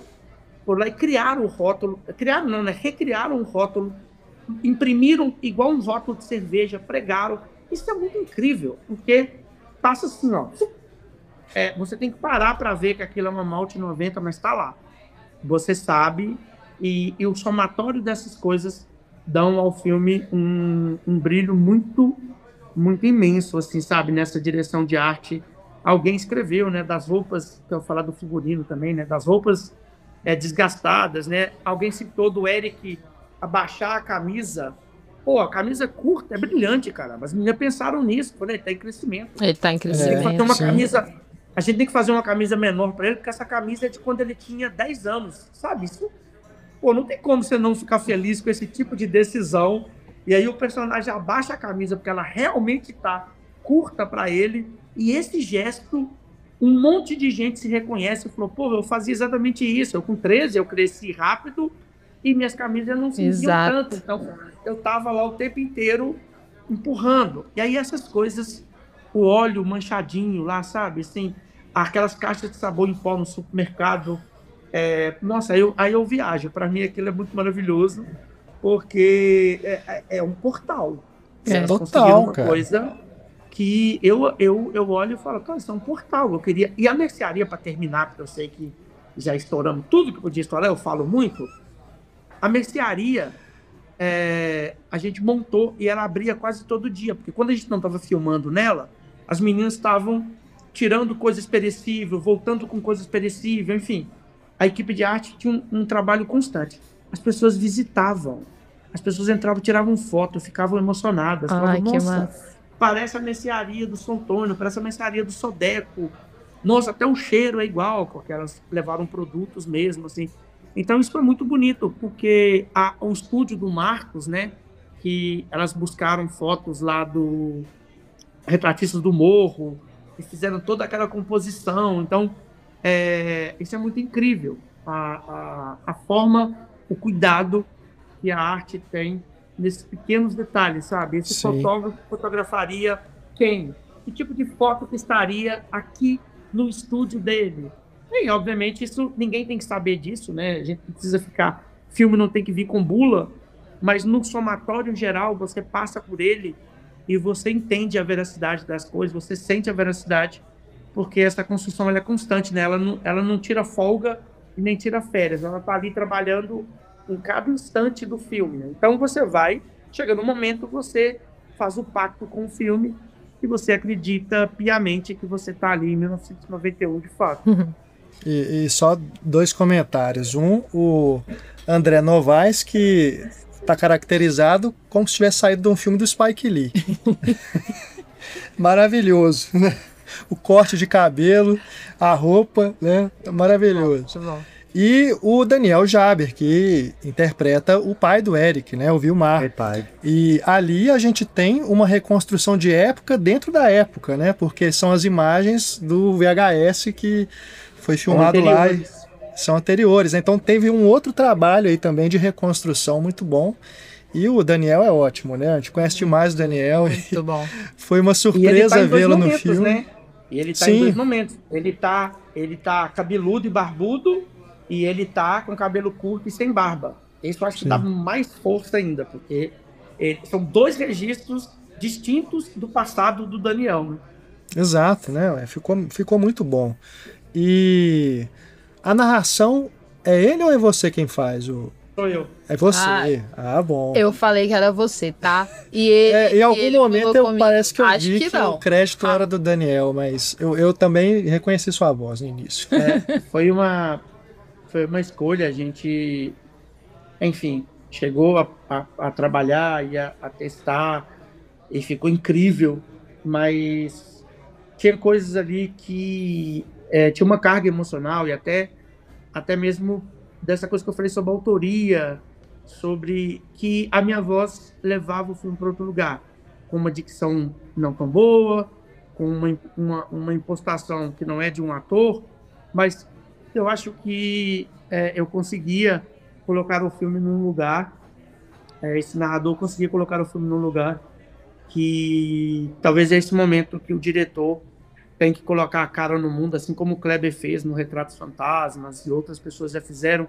Você coloca a sua cara no mundo porque aquilo passa a ter um outro significado, não mais forte, não mais fraco, mas existe um outro significado quando eu narro essa história. E esse significado passou a agradar a gente enquanto forma, sabe? Terminar de ver o filme, me ouvindo e falar, ok, esse filme, talvez eu nunca mais vá narrar nada, mas naquele filme, o Eric adulto, atravessado pela minha história, cabia, né? Assim como coube a minha voz. Então, acho que é uma decisão que ela não passa por estética, nem por estar melhor ou estar pior. Obviamente, qualquer ator que narrasse ali seria muito melhor do que eu, em todo o sentido dramático e do controle da voz. Mas, no meu caso, existe algo ali que conecta com o filme, que tem uma verdade sobre aquele bairro, e ela só existe porque eu vivi aquelas coisas. Então, aquelas coisas que o narrador cita sobre o bairro, ou algumas coisas que ele cita sobre algumas dores, elas iam atravessadas, não era uma encenação. Ali é a minha voz com uma alta dose de verdade. Então, essas coisas eu acho que me ajudaram a aceitar a minha voz. É muito difícil a gente ficar se ouvindo num filme, E eu sabendo que eu ia ouvir minha voz pro resto da vida, toda vez que eu assistisse esse filme. E ajudaram a todo mundo, né? As pessoas que participaram da montagem e da finalização. Foi uma opinião unânime, assim, sobre a necessidade da minha voz para que aquela narrativa amarrasse, né? Para que aquilo ficasse amalgamado mesmo e que a gente entendesse que é um filme que parte de um plot ficcional, é um filme onde aquelas histórias não aconteceram, mas o meu ponto de verdade sobre aquele lugar e sobre algumas coisas seria melhor validado com a minha voz. Sim, e bom, perfeito. Nessa eu acho máquina do tempo, né, a gente ainda tem aquela sua participação especial com o seu filho no colo, né, que é como se você tivesse realmente ali viajado no passado no tempo. E feito ali uma foto ali, né? Sim. Ficou muito bom aquilo, cara. Muitas camadas. Eu acho que isso ali foi a coisa mesmo. Aí de bagunçar um pouco a cabeça das pessoas, porque eu sabia que eu narrando ficaria mais evidente. E é muito louco, porque aí é muito Hitchcock, né? Eu cumprimento o personagem. Alô, Eric, bom? Isso é muito bom, porque eu interajo. Não é uma participação qualquer. Eu interajo com o protagonista, que sou eu. É muito louco. Aí vai para outros caminhos, assim. Ai. Maurílio, olha, que papo bom, cara, a gente falar sobre o filme, falar sobre cinema, né? Foi, cara, maravilhoso. E, olha, lá quando eu te entrevistei junto com o Gabriel sobre No Coração do Mundo, lá você já tinha falado um pouco desse projeto que estava surgindo, né? Ali foi quando vocês estavam lançando, vocês já estavam começando aqui a fazer o último episódio. Então, para a gente encerrar esse papo aqui, queria que você falasse sobre próximos projetos. Eu vi que já são 2 séries, né, que você está trabalhando ou acabou de trabalhar, né? E para o cinema já tem alguma coisa que já está preparando, está no forno, como é que é? Agora, né, a gente lança uma série 27 de novembro, eu acho que o primeiro episódio vai pro ar no Canal Brasil. Pertinho. E são 5 episódios, chama O Natal do Silva, foi criado pelo Gabriel Martins. E eu dirigi 2 episódios, o segundo e o quarto. O Gabriel dirigiu o primeiro e o quinto. E o André dirigiu o terceiro episódio. Foi a primeira série da Filmes de Plástico. E é uma série divertidíssima. Assim, é um humor bem essa coisa das tretas familiares, né? Que é tão comum pra gente. E feito de um modo muito, muito leve, foi muito gostoso, assim, fazer esse projeto. Se passa quase todo dentro de uma mesma residência, então foi um outro modo de... Eu faço lá um episódio número 2, eu não vou dar spoiler, mas, enfim, ele tem uma característica bem singular, assim, na feitura. É muito lindo, lida muito com essas emoções bruscas, né? Hora gritando, hora chorando, hora muito feliz. E é isso, um Natal bem brasileiro, né? A série inteira se passa em poucas horas, né? Nesse dia do Natal, entre 24 para 25. E esse é um projeto mais próximo, já está rodado.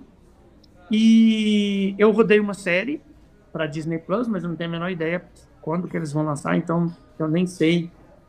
Virou aquela coisa assim, um projeto, né? Um dia pode sair, mas foi uma série me ensinou muito, assim, era uma série de época, muito, muito grande, um elenco muito gigantesco, né, uma série que se passa no final do século XIX. Eu fiz a direção geral, sou um dos criadores e um dos roteiristas da série. A série se chama Americana, e o meu projeto de longa próximo, ele vai ser rodado em julho do ano que vem, e é um projeto com o Léo, o meu vizinho, e eu abraço no vídeo, lá no último episódio, e que posteriormente, né, o vídeo aparece no filme, e ele está no filme também como Zena, né, ele faz o papel do pai do Cassinho, e é esse meu grande amigo, e eu vou fazer o longa com ele. É um filme que se passa em 24 horas, né? Ele começa 2 horas da manhã de uma sexta para sábado e termina às 2 da manhã de um sábado para domingo. E eu acho que é um filme, novamente, é um filme sobre o meu bairro, sobre a minha rua, sobre o meu vizinho, mas também é um filme sobre muita coisa, né? Sobre a solidão, enfim, é um projeto que eu amo e que eu tenho há anos, e agora, mas um projeto bem diferente do último episódio, um projeto menor, com outra pegada, menor no sentido mesmo de, né, equipe pequena, equipe mais enxuta, e eu acho que vai ser incrível, assim, poder dirigir o Léo de novo. Ele fez a série com a gente, ele está muito bem na série, e poder dirigir o Léo de novo agora num longa onde ele é o grande protagonista, me deixa bem feliz, assim. Tem título? Chama Várzea. Nossa, já estamos ansiosos para assistir. Eu já fiquei querendo tudo. Hoje, porque hoje a gente estava falando dele, né, lá aqui na produtora, e é um projeto muito, muito íntimo, né, e é gostoso, essa coisa meio etnográfica. Eu brinco que eu faço etnografia retratando os meus amigos e me retratando, né, é um filme que eu vou fazer parte dele, eu sou parte integrante do filme, porque é um filme que, de certo modo, eu falo também de mim, falo, né, dessa minha relação com o Léo. A gente é amigo desde 10 anos de idade. Então, mas o filme é novamente um filme com uma história ficcional atravessada pelas nossas vidas, né? A minha, a dele, a dos meus amigos que participaram do filme, da avó dele. Mas é gostoso. Eu acho que essa brincadeira de levar o cinema para a porta de casa e fazer, ao invés do contrário, ao invés de eu sair e ir fazer cinema fora, eu tenho gostado dessa coisa de trazer o cinema e filmar na porta da minha casa e ir brincando com esses gêneros, misturando essas referências dentro de projetos que, posso dizer, singulares, porque são projetos feitos, né? Não se faz projetos no Laguna. Então isso me deixa muito feliz, e o Várzea vem carregado disso, assim. Vai ser gostoso quando eu puder voltar aqui e conversar sobre ele, a gente lembrar, assim como você lembrou agora do No Coração do Mundo, que eu já estava falando do último episódio, poder lembrar do Várzea, que é um projeto que não tem nada a ver com o último episódio, ao mesmo tempo tem tudo a ver, né? Eu continuo com as minhas cartas de amor ao lugar onde eu moro, ao lugar onde eu nasci. Eu continuo com esse desejo de dar conta do mundo sem ter que sair para muito longe, sabe? Falando ali mesmo no pedacinho onde eu moro. Muito bom. Que é lindo e é inspirador, assim, né? É um cinema de comunidade. Isso, cada vez mais eu percebo, assim, a importância disso no mundo que parece querer fazer com que a gente se torne muito individualista, né? Muito cada um no seu canto. E o cinema da Filme de Plástico vai totalmente contra isso, assim. É a comunidade, é a colaboração, é o vizinho, é a família, é o amigo. Então isso é muito bonito mesmo. E que bom mesmo. Eu fico muito feliz de ouvir isso. Maurílio, muito obrigado por essa conversa assim, incrível. Eu não vou nem falar que é uma entrevista, foi uma conversa assim, maravilhosa. Obrigado pela sua generosidade de nos atender, né? A gente está gravando aqui tarde da noite, quem está ouvindo aí. Mas a gente ter ficado aqui esse tempo todo com você foi maravilhoso, saber mais dos bastidores, saber mais da sua visão de cinema, né? E esse diálogo que a gente tem entre cinéfilos, né? Sempre rende muito. Então, cara, a gente ficou muito feliz. Desejamos aí muito sucesso com a trajetória do filme, que muitas pessoas vejam, se identifiquem, se apaixonem com essa história, né? Se sintam nostálgicas, se conectem com esses personagens, com esse universo todo. E a gente já fica aí aguardando. O convite já está feito para você voltar aqui e falar sobre os seus próximos projetos.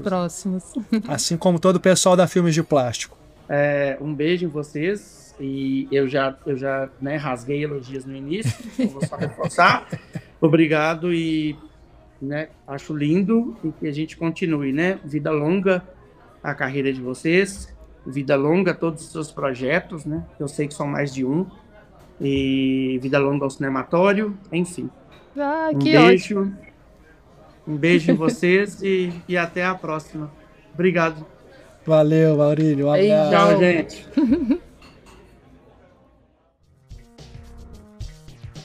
A gente fica por aqui. Se você gostou da entrevista, acompanhe o nosso trabalho aqui e no site cinematório.com.br. Temos conteúdo sobre cinema para todos os gostos. Também convidamos você a participar do Cineclube Cinematório. Além de nos ajudar a manter o site e os podcasts no ar, por meio do Cineclube você tem acesso a conteúdo exclusivo produzido só para apoiadores e apoiadoras. Acesse cinematório.com.br e junte-se a nós. Beijo, gente. Até a próxima. Grande abraço, pessoal. Até mais. Tchau.